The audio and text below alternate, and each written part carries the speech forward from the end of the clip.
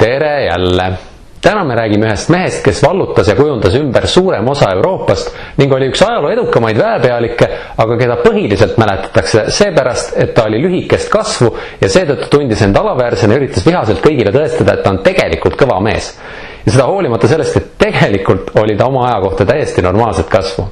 Ja see mees oli Napoleon Bonaparte. Täna me räägime siis Napoleoni sõdadest, mis toimusid Euroopas 19. sajandi alguses vahetult pärast Prantsuse revolutsiooni. Esmalt siis tuletame meelde, et Prantsusmaal puhkes 1789. aastal revolutsioon, mille käigus kukutati ja hukati kuningas ning kuulutati välja vabariik. Ja siis tungisid teiste riikide kuningad Prantsusmaale kallale, kõigil oli paanika ja hakati üksteist kahtlustama ja saadeti tuhanded inimesed giljotiini alla ja kõik läks väga halvasti. Ja siis tuli Napoleon Bonaparte. Ta oli noor tubli sõjaväelane, pärit Korsikalt, tuli Pariisi sõjakooli õppima ja aastal 1796 ründasid rojalistid ehk kuningavõimu pooldajad parlamenti. Nad tahtsid haarata võimu enda kätte ja tuua riigipöördega uuesti võimule selle sama hukatud kuninga suguvõsa. Vabariik oli ohus, kõik olid nagu, et oh hei, appi, nüüd on kõik läbi. Ja siis ilmus välja Napoleon, lasi kahuritega rojalistide pihta ja suutis hoolimata vähemuses olemisest rojalistid alistada. Ja kõik olid umbes, et Napoleon, sa päästsid meid! Ja ta sai hetkega kuulsaks ja väga kõrgele ametikohale Prantsuse armees ja kõik olid nagu, et Napoleon, vuu! Ja siis Napoleon saavutas veel mitmeid sõjalisi võite Itaalias ja mujal ja sai veel kuulsamaks ja rahvas hakkas vaatama, et ta on nii lahe, oh my god. Ja samal ajal Prantsuse vabariigi poliitikud ei saanud üldse hakkama, nad käisid rahvale närvidele ja siis Napoleon oli nagu, et kaduge eest, ma võtan ise üle. Ja siis ta korraldas 1799. aastal riigipöörde ja kuulutas end esimeseks konsuliks ehk sisuliselt diktaatoriks. Kõik võim oli nüüd Napoleoni käes. Ja et kõigil ikka selge oleks, et kes boss on, siis 1804. aastal kroonis ta ennast ise keisriks. Keisreid oli ajaloos alati krooninud paavst ja Napoleon kutsuski seepärast paavsti kohale, aga jättis ta niisama passima, sest paavst pidi lihtsalt pealt vaatama, kuidas Napoleon ise endale krooni pähe pani. Napoleon oli nagu, et mõttetu vana mees. Nii, aga mida Napoleon võimule saades tegi? Üllataval kombel, kui välja arvata see, et ta väga palju võimu enda kätte haaras ja taastas absoluutse monarhia, siis muus osas ta pigem kinnistas või jätkas neid asju, mida Prantsuse revolutsiooniga oli püütud muuta. Näiteks 1804. aastal andis ta välja tsiviilkoodeksi, mis sätestas inimeste võrdsuse seaduse ees, eraomanduse puutumatuse ning kiriku lahutamise riigist. Hiljem koostasid paljud riigid oma seadused just selle Napoleoni tsiviilkoodeksi eeskujul. No ja see miinus oli veel Napoleonil, et naistesse suhtus ta väga ülbelt. Nende õigusi ta võttis võrreldes revolutsiooniga oluliselt vähemaks. Nii, aga igatahes sisuliselt sellest hetkest, kui kuningas Louis XVI kukutati, olid teised Euroopa riigid pidevalt moodustanud koalitsioone ehk põhimõtteliselt kambakaid, et Prantsuse vabariiki rünnata ja revolutsioon ära lõpetada. Prantsusmaa üritas end kaitsta ja pidas kuidagi vastu, kuigi ta oli praktiliselt üksi kõigi teiste vastu. Ja miks Prantsusmaa nii hästi hakkama sai, sellel oli kaks põhjust. Esiteks kehtestati Prantsusmaal üldine sõjaväekohustus, ehk siis kõik mehed pidid mingi aja sõjaväes teenima ja seetõttu nad said väga palju suurema armee kui teistel. Ja teiseks sõdisid prantslased oma maa ja vabaduse, mitte mingi ülbe kuninga eest. Ja see andis neile motivatsiooni juurde, eks ole.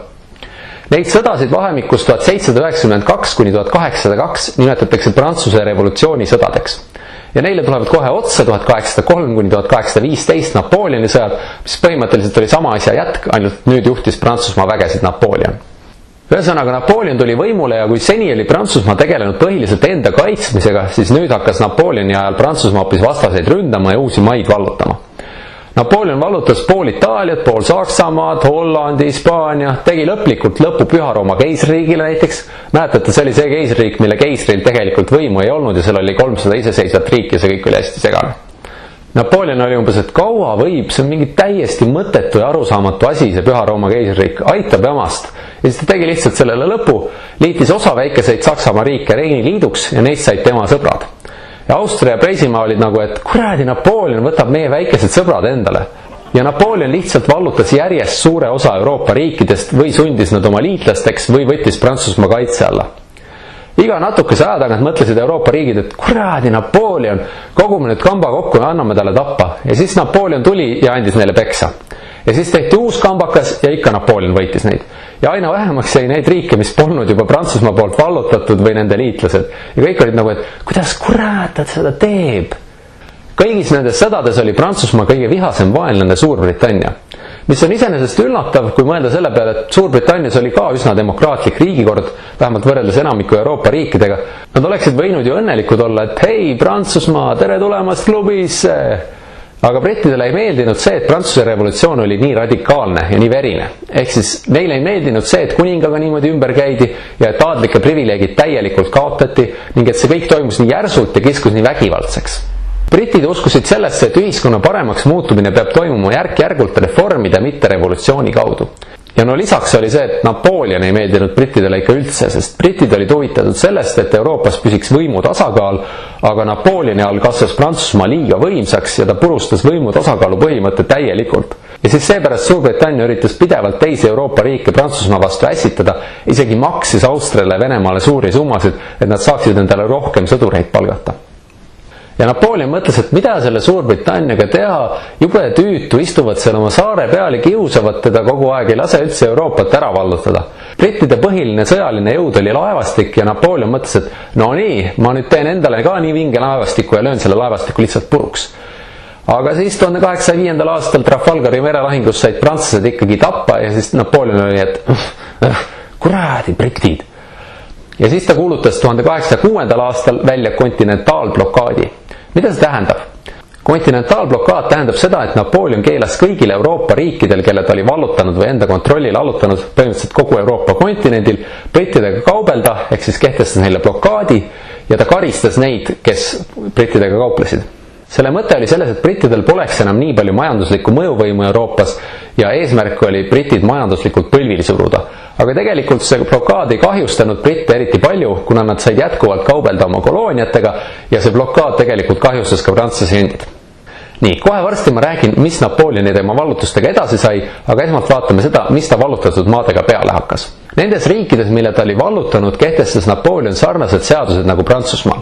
Ehk siis mitmed Prantsuse revolutsiooni saavutused, nagu näiteks seisuslike privileegide kaotamine, usuvabadus, kõigi kodanike võrdsus seaduse ees, turumajandus, pärisorjuse kaotamine ja edasi, need kõik jõudsid tegelikult nendesse vallutatud maadesse.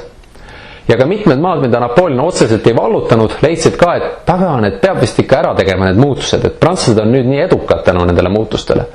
Ja kõigel sellel oli väga suur mõju kogu 19. sajandi ajaloole, sest see viis selleni, et liberaalne demokraatia ja turumajandus muutusid üha populaarsemaks ning selle tulemusel asendusid enamikes Euroopa riikides absoluutsed monarhiad vähemalt 19. sajandi lõpuks demokraatlikumate ühiskonnakorraldustega. Igatahes 1812. aastaks oli Napoleonil Euroopas päris hea seis. Ta oli vallutanud suure osa kontinendist, ta tundus paljudele peaaegu võitmatu väepealik, ta seadis sisse paljudes riikides palju õiglasema riigikorra, kui seal varem oli olnud. Aga kui sul on nii palju võimu, siis ei ole kunagi küllalt. Ja Napoleon leidis, et võiks Venemaa ka ära vallutada. Ja siis ta tungis Venemaale kallale. Esialgu venelased olid muidugi, et appi, Napoleon tuleb. Napoleon oli nagu, et no nii, põgenege jah, luuserid, ahaa. Ja ta liikus vaikselt Moskva suunas. Aga venelased põgenesid meelega ja hävitasid maa enda selja taga ära. Tolle aja sõjavägised varustati suuresti nii, et nad lihtsalt tungisid vaenlase territooriumile ja üritasid sealt kokku röövida nii palju toitu ja muud manti kui said. Ja kui Napoleoni väed kuhugi kohta jõudsid, siis nad olid umbes, et kuulge, siin pole üldse süüa ega midagi, venelased on kõik ära hävitanud. Ja siis prantslased jõudsid isegi Moskvasse välja, mille venelased olid põlema pannud ja maha jätud, aga nad ei saanud sinna väga kauaks jääda, sest järsku tuli eriti karm talv ja prantslased muidugi ei olnud mõelnud selle peale, et Venemaal on talvel väga külm. Ja nad olid umbes plätudes ja lühikestes pükstes tulnud. No, mitte päris, aga no põhimõtteliselt. Ja siis Napoleon oli umbes, et kurat, meil saab toit otsa, me peame siit ära minema. Ja siis nad hakkasid tagasi minema ja pool sõjaväge külmus lihtsalt tee peal ära ja venelased, kes olid nutikad ja ei olnud plätudes ja lühikestes pükstes, hakkasid neid tee peal ründama ja see oli kõik väga õudne, prantslasi sai kogu aeg surma ja nii edasi. Ühesõnaga, prantslaste sõjavägi lihtsalt kuivas kokku. Napoleon oli alustanud seda sõjaretke peaaegu 700 000 mehega ja neist jõudis tagasi umbes 100 000. Ja selle peale Suurbritannia ja Venemaa ja teised olid nagu, et haha, Napoleon ei olegi võitmatu, nüüd ta on nõrk ja lähme ründame teda. Ja siis nad tegid Napoleonile kambaka, rahvaste lahingus 1813. aastal sai Napoleon lüüa. Ja Napoleon sunniti pagendusse Elba saarele.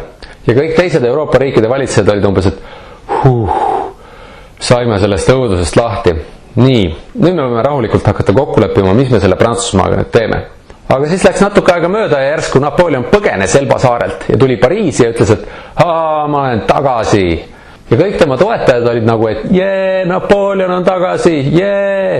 Ja siis ta kogus kiiresti sõjaväe ja lootis oma vaenlastele uuesti peksa anda ja see oleks peaaegu olnud kõigi aegade vingeim comeback, aga see ei õnnestunud enam. Ta sai Waterloo lahingus uuesti tappa ja sellega oli kõik. Ja siis kõik teised valitsejad olid umbes, et me peame ikka Napoleonist korralikult lahti saama ja ta veel kaugemale saatma. Ja siis ta saadeti siia, St. Heleni saarele keset Atlandi ookeani. Ja sealt oli juba üsna raske põgeneda. Ja ühesõnaga, seal Napoleon lõpuks suri. Ja kuidas siis Napoleoni hinnata? Mida head või mida halba ta korda saatis? Selle osas on ajaloolaste arvamused väga erinevad. Ja üldiselt näiteks inglased ja sakslased teda eriti ei armasta, aga näiteks prantslased teavad teda rahvuskangelaseks. Heaks saavutuseks saab kindlasti pidada seda, et ta levitas valgustusideid ja Prantsuse revolutsiooni saavutusi üle kogu Euroopa. Samas jällegi ta ise ei hoolinud nendest ideaalidest või vähemalt mitte täielikult, kui vaadata seda, et ta taastas Prantsusmaal absoluutse monarhia. Lisaks põhjustasid tema suured ambitsioonid ja sõjalised vallutused meeletult palju ohvreid. Nii et kuidas võtta, eks ole.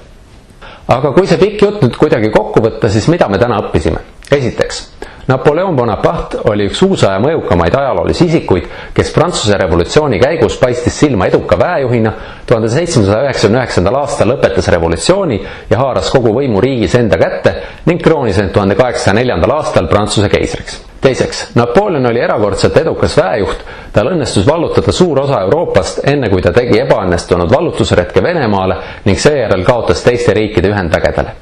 Kolmandaks, Napoleon pagendati esmalt Elba saarele, seejärel tuli ta tagasi, sai uuesti lüüa ja siis saadeti St. Heleni saarele, kus ta elas oma elupäevade lõpuni. Neljandaks, Napoleon oli väga vastuoluline isiksus, kes ühest küljest taastas absoluutse monarhia ja pidas veriseid vallutussõdu, aga teisalt ta kinnistas mitmed Prantsuse revolutsiooni saavutused ja viis need ka teistesse Euroopa maadesse. Ja see ongi kõik. Aitäh vaatamast ja kohtume veel!